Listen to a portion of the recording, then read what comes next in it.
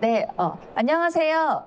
혁신의료기술 시행하는 데 있어서 실전에서 놓치지 말아야 할 5가지에 대해서 오늘 자료를 준비해서 발표를 하게 된 사이넥스 의료기기보험부 김혜진입니다. 네, 반갑습니다. 네. 발표에 앞서서 혁신의료기술이 벌써 실전까지 왔는지에 대해서 좀 궁금하신 분들도 계실 것 같고, 왜 사이넥스가 이 주제에 대해서 발표하지? 라고 좀 의아하신 분들도 계실 것 같아요. 그래서 좀 간단하게 먼저 소개를 드리고자 합니다.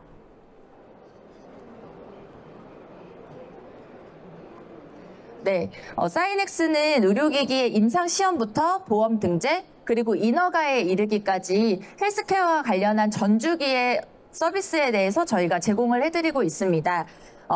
지난 22년간 의료기기 시장 진입을 위한 모든 통합 컨설팅을 저희가 제공을 하고 있었고요.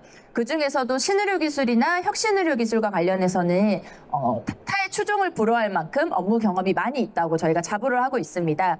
그래서 저희가 실전에서 업무를 수행하면서 느꼈던 5가지 체크리스트를 오늘 여러분들께 좀 공유를 드리고자 이 자리를 마련을 하였습니다.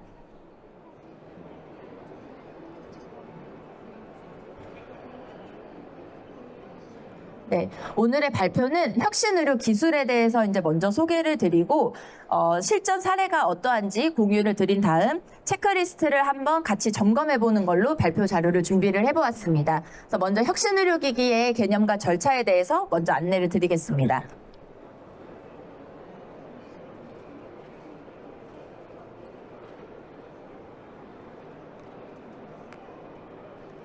내카와 복지부에서 발표한 자료에 따르면 혁신의료 기술이란 신의료기술 평가 대상 중 임상 문헌이 부족하더라도 잠재성이 높은 의료기술을 의미합니다.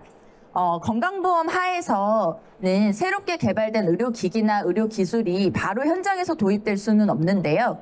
이 기술이나 의료기기는 건강보험 등재가 되어야지만이 완벽하게 건강보험 이 시장에 진입했다고 저희가 이야기할 수 있습니다. 건강보험에 등재되기 위해서는 안전하고 유효한 의료기술만이 사용이 될 수가 있는데, 이때의 안전하고 유효한 것을 평가하는 방법 중에 하나가 신의료기술 평가입니다. 근데 혁신의료기술은 전통적인 중재적 시술과는 다르게 그 안전성과 유효성을 확인할 수 있는 임상적 근거를 충분히 수집하지 못한 채 현장에 도입이 되어야 할 필요가 있는 기술들인데요. 이런 혁신의료기술에 대해서 신속하게 현장에 진입을 할 수 있도록 평가 틀이 개선된 것이 바로 혁신의료기술입니다. 그래서 보통 기업들이 이야기하는 혁신이라고 하는 것은 이렇게 이노베이티브한 혁신적인 의료 기술에 대한 인정이 아니라 조금 더 잠재성이 있는, 포텐셜이 있는 의료 기술에 대한 인정이라고 이해를 해주시면 됩니다. 그래서 혁신의료 기술의 경우에는 이 잠재성에 대한 의견서를 신청자가 직접 기재를 해서 작성을 하게 되는데요. 이 잠재성에 대한 의견서는 객관적인 자료를 바탕으로 심의하게 됩니다. 그래서 뒤에 혁신의료 기술의 대상과 잠재성 평가 항목을 조금 더 상세히 안내를 드릴 수 있도록 하겠습니다. 네, 혁신의료 기술의 평가 대상은 다음과 같습니다. 먼저 신의료기술 평가 대상 중에서도 유효성 입증이 어려운 잠재성이 있는 의료기술을 이야기하는데요. 이것은 내카에서 평가하고 복지부에서 고시를 하고 있습니다. 보시는 것처럼 기술적 속성, 사회적 속성, 의료적 속성 3가지가 나누어져서 구별되어 있는데, 이 기술의 혁신성을 보는 것은 기술적 속성에서 이 의료기기가 빠른 기술이나 기기를 이용했는가를 보기도 하지만, 대체 기술이 있는지, 사회적 요구도가 높은 질환에 대한 것인지, 환자 중심 기술인지에 대한 사회적 속성과 의료적 속성도 보게 됩니다. 때문에 우리가 이노베이티브한 의료 기술이라고 하는 것은 보통 이 기술적 속성에만 해당되는 부분일 것 같고요. 이 기술적 속성보다도 더 중요하다고 판단되는 것들이 사회적, 의료적 속성이 됩니다. 그래서 보통은 이노베이티브한 의료 기술이라고 하면 당연히 잠재성이 높은 거 아니야? 라고 생각하실 수도 있는데, 혁신의료 기술에서의 이야기하는 그 잠재성은 앞에서 이야기하는 첨단 의료 기술이 가지고 있는 것과는 조금 다르다고 보실 수 있겠습니다. 혁신의료기술 평가 절차를 좀 간단하게 안내드리겠습니다. 먼저 의료기기 허가를 득하셔야 하고요. 건강보험심사평가원에서 이 의료기기를 활용한 기술이 기존에 등재된 기술인지 아닌지 요양급여 대상, 비급여 대상 여부 확인 신청을 하게 됩니다. 이 절차를 통해서 신의료기술 평가 대상으로 확인된 것만이 혁신의료기술 평가 신청을 접수를 할 수 있는 자격이 주어지게 되고요. 혁신의료기술 평가는 120일간의 기간을 거쳐서 최종적으로 고시가 되게 됩니다. 그러면 혁신의료기술로 선정이 되기만 하면 바로 현장에서 쓸 수 있느냐? 그거는 아니고요. 혁신의료기술이라고 고시가 되고 나면 의료기관에서 첫 환자에서 환자 케이스를 실시하고 나서 그다음에 환자에 대해서 그 환자 기록을 가지고 우리가 행위결정 신청을 하게 됩니다. 그래서 유의하셔야 할 점은 혁신의료기술로 고시됐다고 해서 바로 현장을 사용할 수 있는 건 아니고 행위등재 신청을 하고 나서 최종적으로 고시를 돼야지만이 우리가 실제로 이제 임시 기간 동안에 등재를 할 수 있다고 볼 수 있습니다. 그래서 혁신의료기술이 첫 환자에게 시술을 하고 행위결정 신청을 하고 나면 그 이상부터는 저희가 2단계, 그 신고 단계로 보는데요. 뒤에서 지금 현재 2단계에 도래한 기술들과 에 대해서 자세히 안내드리도록 하겠습니다. 그리고 이 임시등재 기간을 거치고 난 후에는 3년에서 5년간의 그 기간을 거쳐서 저희가 재평가를 시행할 수 있는 근거를 마련하게 되는데요. 실제 임상에서 사용됐던 기록을 바탕으로 신의료기술 평가를 할 수 있는 임상적 근거를 마련하게 됩니다. 그래서 궁극적으로 혁신의료 기술은 현재는 신의료기술 평가를 진행할 정도의 유용성의 근거가 없지만 이후에 현장에서 사용을 하면서 근거를 축적하라고 하는 의미가 강합니다. 그래서 3에서 5년 뒤에는 반드시 신의료기술 평가가 재진행되는 점을 꼭 유의해 주셔야 합니다. 이쯤 되면 헷갈려 하시는 부분들이 혁신의료 기기에 대한 것입니다. 혁신의료 기기는 아마 많이 들어보셨을 것 같아요. 혁신의료 기기는 식약처에서 지정하고 공고하는 것이고요. 기술의 집약도가 높은 혁신 첨단 기술을 사용한 의료기기가 바로 혁신의료기기에 해당합니다. 따라서 앞에서 말씀드렸던 그 이노베이티브의 측면이 좀 강한 부분이 혁신의료기기라고 볼 수 있을 것 같고요. 이 혁신의료기기는 4개의 군으로 나누어져 있습니다.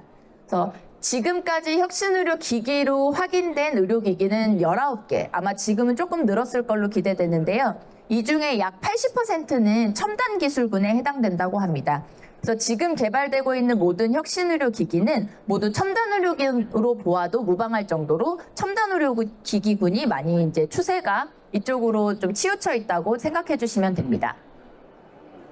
그래서 혁신의료 기기와 혁신의료 기술이 각각 다른 제도로 운영이 되다 보니까 신청자들이 좀 많은 어려움이 있으셨어요. 그래서 최근에 정부에서 기업들에게 조금 더 이득을 주기 위해서 여러 가지 이제 심사 제도가 생겼는데 그 중에 하나가 혁신의료기기 통합심사입니다.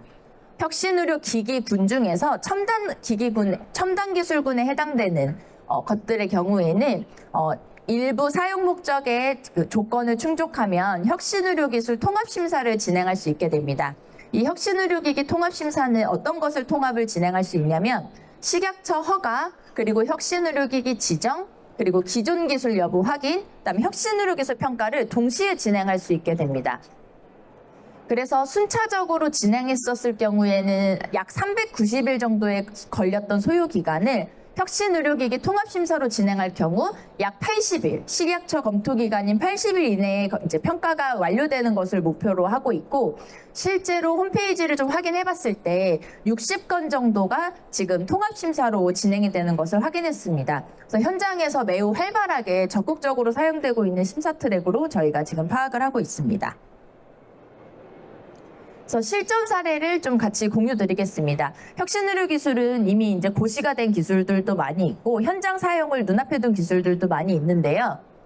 먼저 혁신의료 기술은 현재 2단계 신고 사용 단계에 와 있습니다. 그래서 혁신으로 1호로 고시가 됐던 이제 유명한 기술이 있는데요. 그 기술은 지금 이제 혁신의료 기술로 선정이 되고 행위 고시까지 완료가 되어서 이제 현장에서 이제 코드를 가지고 사용할 수 있는 비급여 행위로 고시가 되었습니다.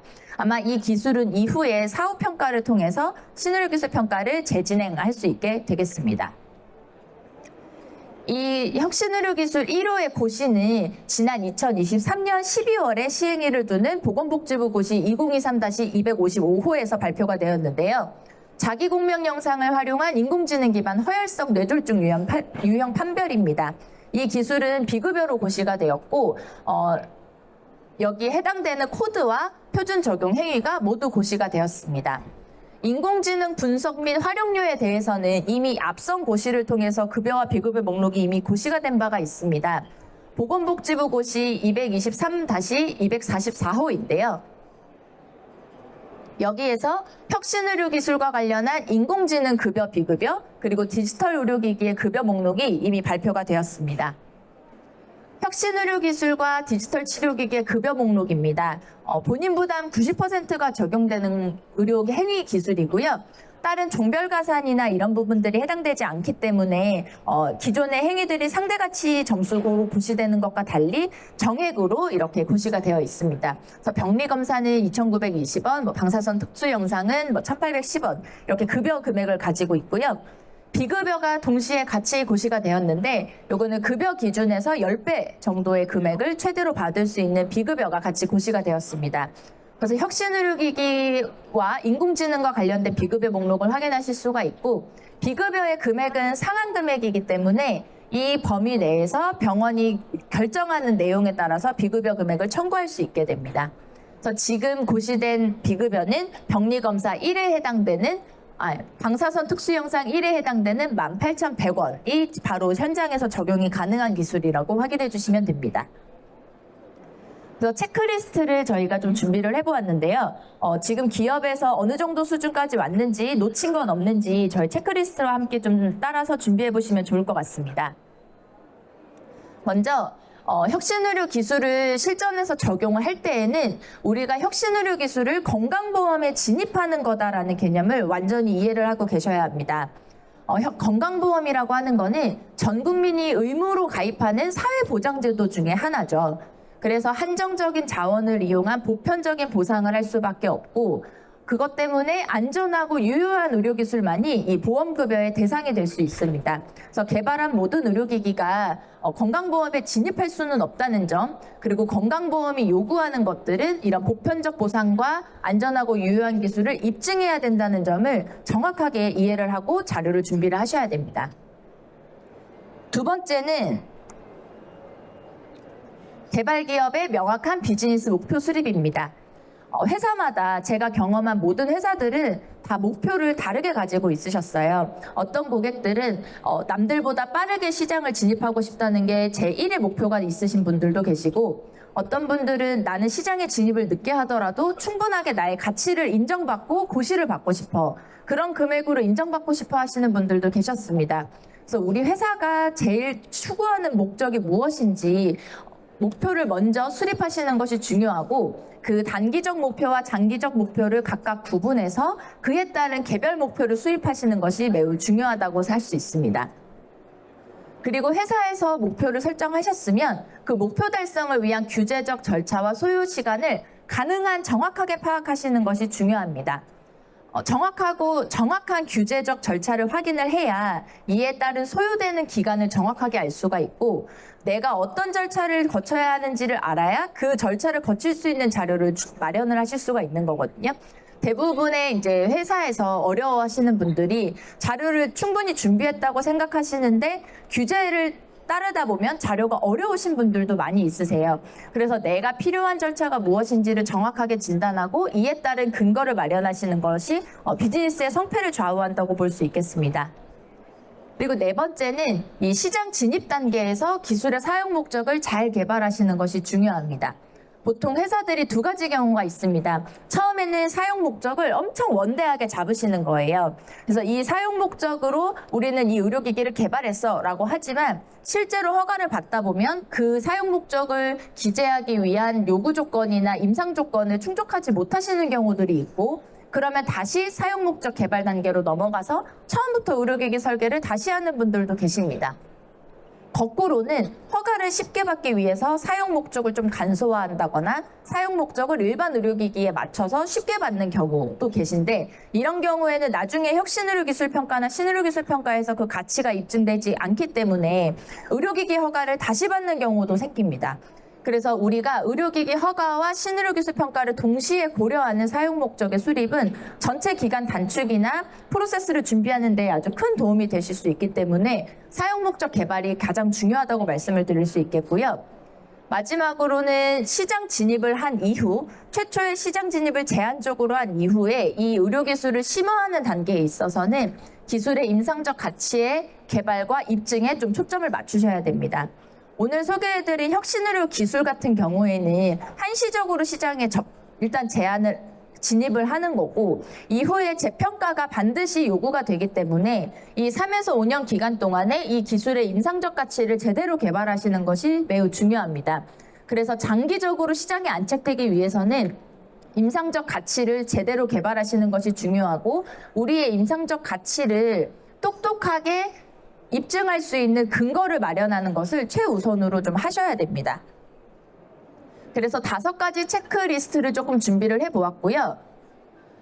저희가 생각했을 때 이 혁신의료 기술은 그 혁신의료기술과 관련된 보험 등재는 사실은 의료기기의 시장 진입의 가장 꽃이라고 할 수 있습니다. 저희 많은 고객분들께서 인허가보다도 보험 등재가 어렵다고 말씀을 주시는데요. 사실 그 이유는 보험 등재가 결국에는 비즈니스의 성패를 좌우하기 때문입니다. 잘 개발된 의료기기라도 건강보험에 진입하지 못하면 사장되는 경우가 많이 있기 때문인데요.